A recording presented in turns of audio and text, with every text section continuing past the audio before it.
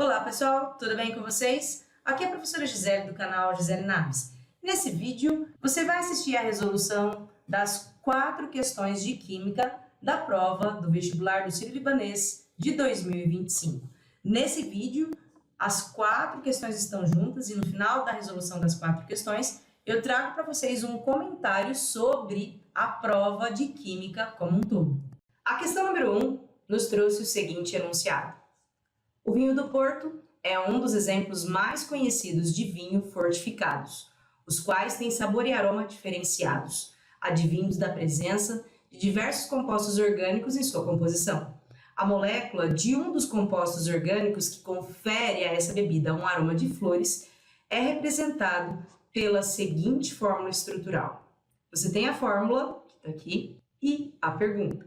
Letra A. Identifique a função orgânica a que pertence o grupo funcional oxigenado presente na molécula do composto orgânico, cuja fórmula estrutural está representada.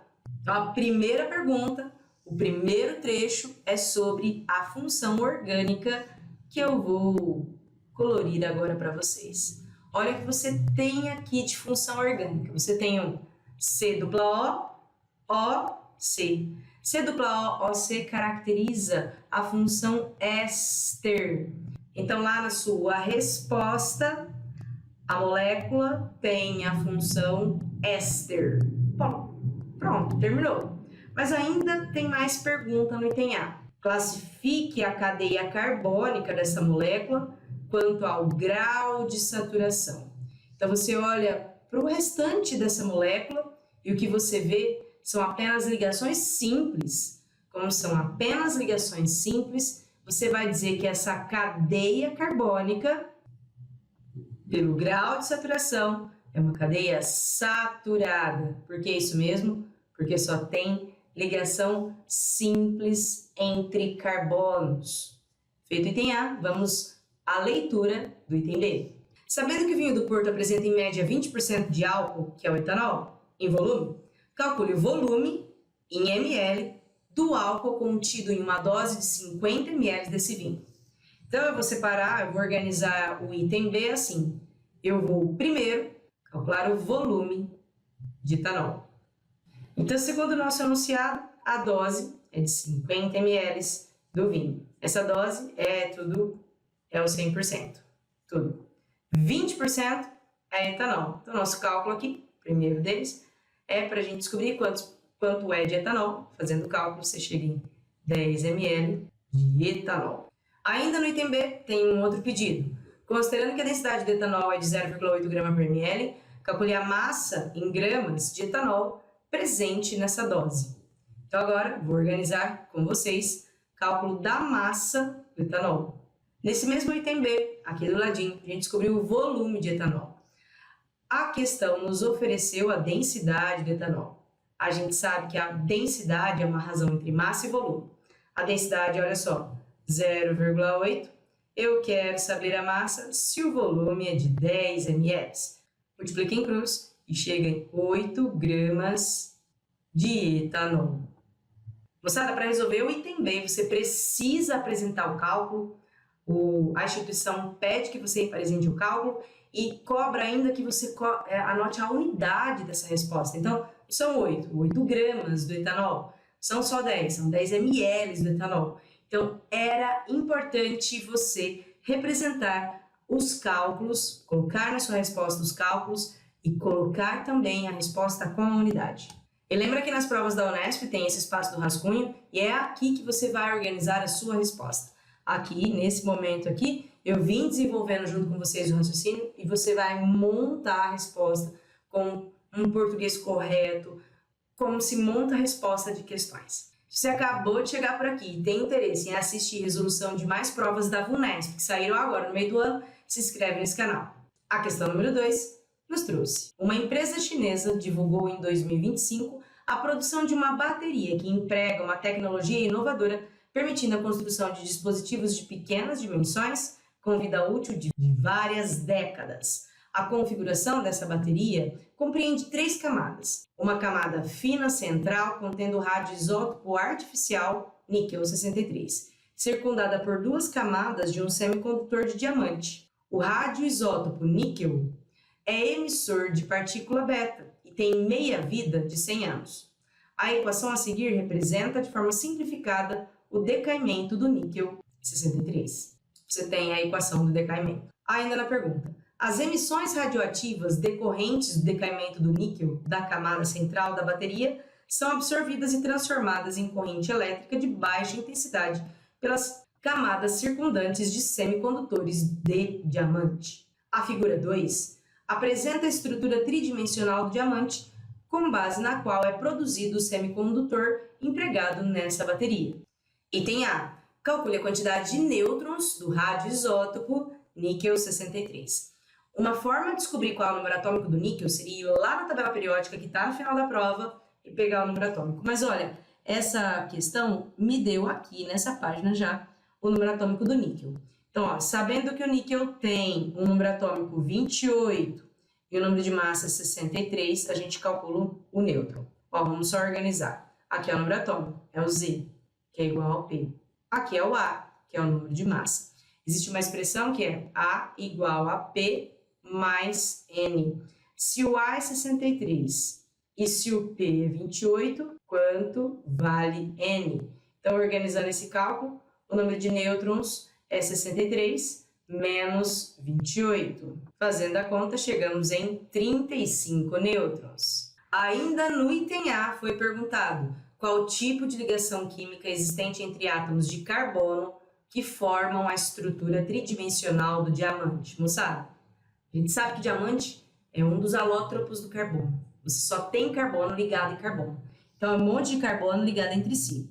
A ligação entre carbono e carbono é uma ligação covalente. Então, para aproveitar esse momento e fazer você lembrar por que é uma ligação covalente, o carbono é um metal, o outro carbono também. A ligação entre ametais é uma ligação covalente. Então, a resposta é a ligação entre os átomos de carbono que formam um diamante é uma ligação covalente. Item B. Calcule, em relação ao seu valor inicial, o percentual de atividade radioativa do níquel 63 presente na bateria após o período de 200 anos. Olha, a questão me avisou que a meia-vida é de 100 anos. O texto está dizendo que vão passar 200 anos. Conclusão, quantas meias-vidas vão passar? E é isso que a gente vai pensar agora. A gente quer saber o seu valor inicial percentual. Então, nós vamos fazer assim, ó. Primeiro, vamos sair de 100%. A metade de 100% é 50%. Demora meia vida, que dessa vez são 100 anos. Faz mais um decaimento. A metade de 50%, 25%. Quanto tempo demorou? Mais 100 anos. Gente, 100 anos do primeiro decaimento, 100 anos do segundo, total 200 anos, como pediu a questão. A pergunta é, calcule, em relação ao seu valor inicial, o percentual de atividade radioativa. Então, eu vou responder. O percentual de atividade radioativa máxima do níquel 63 é de 25%. Então, organizem a resposta com esse tipo de cálculo e respondam no final. Não deixa só montado, né? Responde. 25% é o percentual que sobra após os decaimentos, após 200 anos de decaimento. Ainda no item B, usando a notificação em cima o número de massa, embaixo o número atômico, represente o elemento químico formado no processo de decaimento do isótopo do níquel 63. Aqui, gente, a estratégia é assim. Você primeiro faz a conta em cima, depois faz a conta embaixo, ó, desta equação todinha que você está vendo aqui. A conta em cima eu vou por aqui, ó. 63 é igual a 0 mais A. Conclusão na hora, o A é 63. Vou fazer a conta dos números de baixo aqui. 28 é igual a menos 1 mais Z. Isolando esse Z, 29 é igual a Z. Então, aqui, olha só. Utilizando a notação X em cima do número de massa e embaixo do número atômico, represente o elemento químico formado no processo de decaimento. Então, o elemento químico formado, para eu saber quem é esse que tem o número atômico 29, eu tenho que ir até a tabela periódica que essa prova ofereceu No final da prova, você vai encontrar a tabela periódica, ela está aqui torta, eu tenho que virar, e aí nós vamos procurar qual é o elemento de número atômico 29. Lembra que a tabela periódica tem uma legenda, o número atômico fica em cima, e a gente vai procurar o 29, encontramos o 29, tá aqui. O elemento químico de número atômico 29 é o cobre. Voltamos na prova, lá na parte da questão que estamos resolvendo, giramos a prova e a pergunta foi, vem dar uma olhada, represente o elemento químico formado. Então, o elemento químico formado é o cobre, embaixo o número atômico 29, em cima o número de massa 63. Se você ainda não está inscrito no canal, se inscreve no canal, ajuda o canal, deixa um comentário aqui sobre a questão, sobre o que você está achando dessa prova e o que você está achando de resolver exercícios das provas da VUNESP.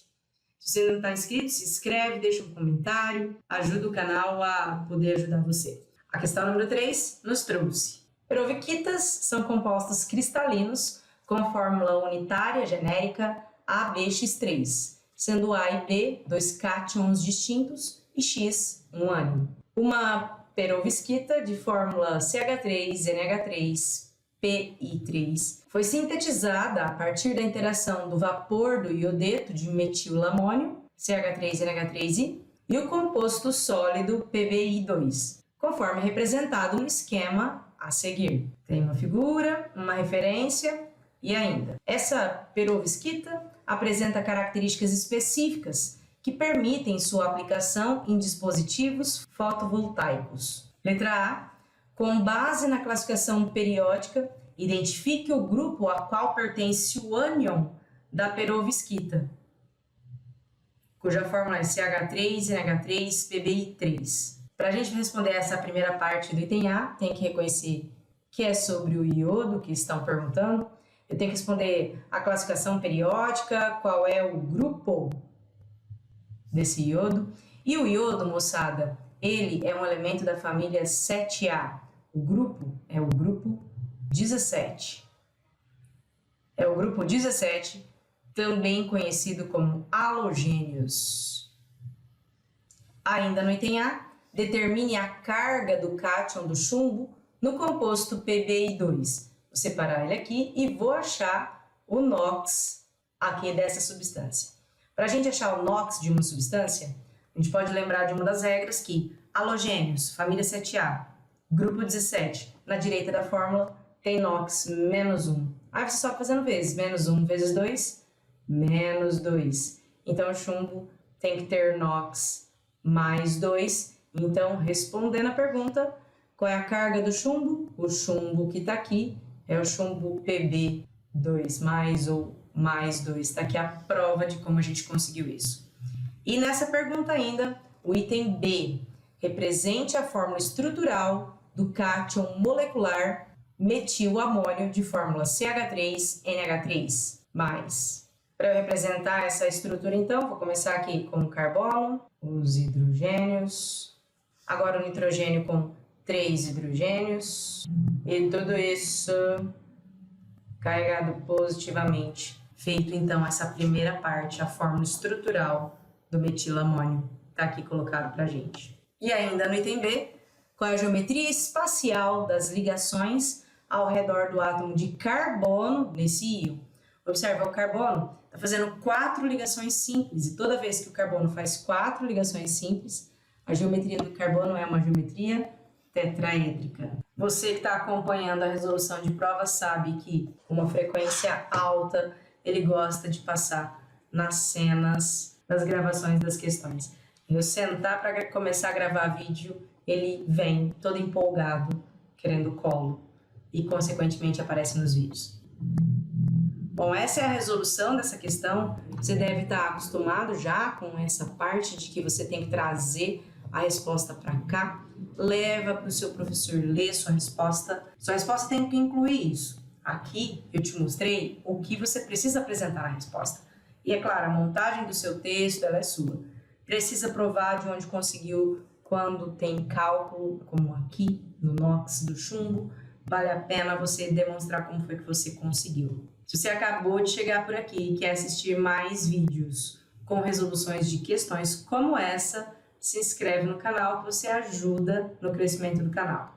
E se você gosta de assistir gatinhos de repente no meio de um vídeo, com certeza, muitos dos vídeos que você vai encontrar por aqui tem esse menino, que é o mais vaidoso de todos, é o que mais aparece nos vídeos, porque ele vem no meu colo durante a gravação. A questão número 4 nos trouxe o seguinte enunciado. A castanha do Pará é a semente do fruto da Bertholletia excelsa, uma árvore nativa da Amazônia. Essa castanha contém grande quantidade de óleos vegetais por apresentar elevado teor de ácido graxo de alto valor nutricional. É empregado como alimento pelos povos originários. Além disso, quando em contato com uma fonte de ignição, o óleo da castanha do Pará queima e produz uma chama que se mantém até que todo o óleo seja consumido, sendo que, por isso, a castanha do Pará é usada como uma vela natural por esses mesmos povos. As imagens do perfil do Manual do Mundo mostram a castanha do Pará e a vela natural feita com ela. Moçada, então, olha só, a questão da Unesp nos trouxe cenas do Manual do Mundo, que é um canal que eu tenho certeza que você conhece, com experimentos incríveis, com uma explicação muito bem feita. E o Iberê está aqui aparecendo. Olha que legal. Bom, vamos à pergunta. O principal ácido graxo presente no óleo da castanha do Pará é o ácido oleico e tem uma fórmula molecular C18H34O2. Pergunta A. Escreva a fórmula mínima do ácido oleico. Para você descobrir a fórmula mínima de uma substância, é só você pegar a fórmula molecular que está aqui e simplificar, quer dizer, obter os menores números inteiros possíveis. Então, para responder, a fórmula mínima do ácido oleico vai ficar C. Olha, é 18, 34 e 2. São todos múltiplos de 2, então vamos dividir por 2. Vai ficar C9H, 34 por 2, 17, O2 por 2 dá 1. Essa é a fórmula mínima do ácido oleico. E ainda, o item A ainda nos perguntou: classifique a cadeia carbônica da molécula do ácido oleico quanto à polaridade. No meu entendimento, está pedindo para classificar a cadeia como um todo do ácido oleico. A gente sabe que esse ácido oleico, esses ácidos graxos, eles são ácidos carboxílicos de cadeia longa. Então, eu responderia aqui que é uma molécula anfifílica, porque ela tem uma ponta polar, a ponta do ácido carboxílico, e uma longa cadeia apolar. Como ela tem as duas regiões, ela tem uma região apolar, que é longa, inclusive, ela é anfifílica.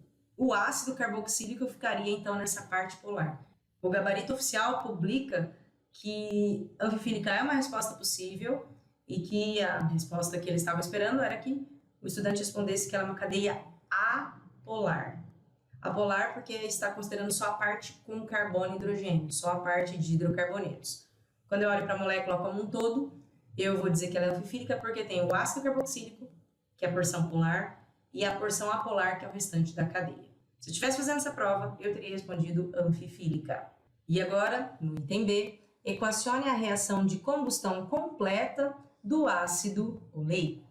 Então, o ácido oleico, cuja fórmula é C18H34 e O2, se nós formos fazer a combustão completa, é só fazer mais O2, que é o comburente, e os produtos vão ser CO2 e H2O. A gente sabe que precisa balancear essa equação. 18 carbonos, eu faço o balanceamento colocando 18 na frente do CO2. 34 hidrogênios, para balancear, vou colocar 17 na frente da água, que aí fica 17 vezes 2, 34. O oxigênio tem 18 vezes 2, 36 mais 17, vou fazer aqui no cantinho, ó. 36 mais 17, deu 53. Então, nos produtos eu tenho 53 oxigênios. Já foram 2 nessa molécula, falta 51, então vou por aqui 51 sobre 2. Na hora que eu termino de ler o item, olha, balancei a equação dessa reação com os menores valores inteiros possíveis. Poxa vida, aqui não está o menor inteiro possível. Para transformar essa equação inteirinha nos menores inteiros possíveis, então eu vou multiplicar ela todinha por 2. Então vai ficar C 18H34O2 multiplicado por 2, 51 sobre 2, 51 do O2, virou 18 vezes 2, 36 de CO2, e o dobro de 17, 34 de H2O. Aqui, moçada, quem não dobrou a equação, quem não deixou com os menores números inteiros, acabou perdendo ponto. Bom, você já sabe, você precisa vir aqui no campo de resolução e respostas para colocar sua resposta de maneira organizada. Você que terminou de assistir agora as 4 questões de química desta prova e ficou até aqui para ouvir o que eu achei dessa prova, eu agradeço muito que você chegou até essa parte do vídeo. E te peço que, se você não está inscrito ainda, se inscreve no canal, deixa um comentário aqui sobre o que você achou dessa prova e o que você acha de, nesse canal, agora eu ficar focada só em resolver provas desse tipo. Bom, meu comentário sobre a prova, eu sei que poucos peguinhas, só o peguinha do balanceamento ali, uma questão que revisou bastante conteúdo, das 3 provas que eu já tenho aqui no meu canal, essa foi a prova mais tranquila de se fazer. É difícil falar que uma prova é fácil, porque às vezes parece que você está diminuindo a qualidade da prova, não é isso? Foi uma prova tranquila, sem grandes surpresas, uma prova de conteúdos de ensino médio. Aqui foi abordado exatamente o que a gente trabalha nas escolas, o que a gente trabalha nos cursos. Então, foi uma prova bonita, uma prova excelente para fazer revisão, uma boa prova para você que pretende fazer simulados com provas como essa, uma excelente prova. Achei essa uma prova boa de fazer. Eu trouxe aqui essa questão que apareceu nessa prova, porque ela também apareceu um tema muito parecido com esse na questão número 73 da prova da Unesp do meio do ano. Acho que esse tema está se repetindo. E, aliás, vou procurar fazer isso. Quando certos assuntos começam a se repetir, vou conectar um no outro. Então, olha só. Se tiver que fazer uma aposta, vamos apostar nesse tema. Radioatividade, envolvendo meia-vida, envolvendo emissor beta. Esse é um assunto repetido na prova da Unesp. Acho que vale a pena você fazer uma revisão forte desse assunto para os seus vestibulares. E das 4 questões dessa prova, essa foi a minha favorita. Acho que ela é a que mais faz revisão de todos os assuntos da química e está conectada na prova da Unesp. Então, acho que tem grandes chances de aparecerem mais provas por aí que você for enfrentando dessa instituição. Esse vídeo vai ficando por aqui. Espero vocês nos próximos vídeos e até mais.